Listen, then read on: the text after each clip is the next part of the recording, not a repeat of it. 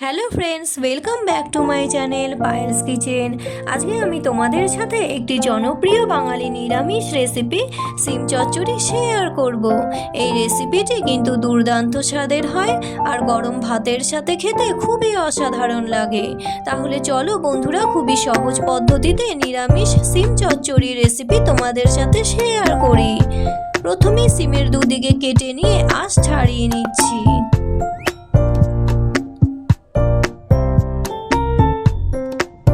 এবারে সিমটিকে 1/2 করে কেটে নিচ্ছি।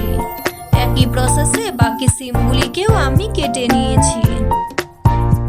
এবারে কড়াইয়ে তেল গরম করে ফোড়নে দিচ্ছি শুকনো লঙ্কা আর কালো জিরে। ফোড়নটি ভাজা হয়ে গেছে। এবারে কেটে রাখা সিমগুলি দিয়ে একটু নেড়ে চেড়ে স্বাদ মতো নুন, কালারের জন্য হলুদ আর মিষ্টির জন্য অল্প একটু গুড় দিয়ে দিচ্ছি। এবারে সিমগুলিকে নেড়ে চেড়ে হালকা ভেজে নিয়ে অল্প একটু জল দিয়ে দিচ্ছি সিমগুলি সেদ্ধ করার জন্য। জল দিয়ে ঢাকা দিয়ে 4-5 মিনিটের জন্য লো ফ্লেমে সিমগুলিকে সেদ্ধ করে নিচ্ছি।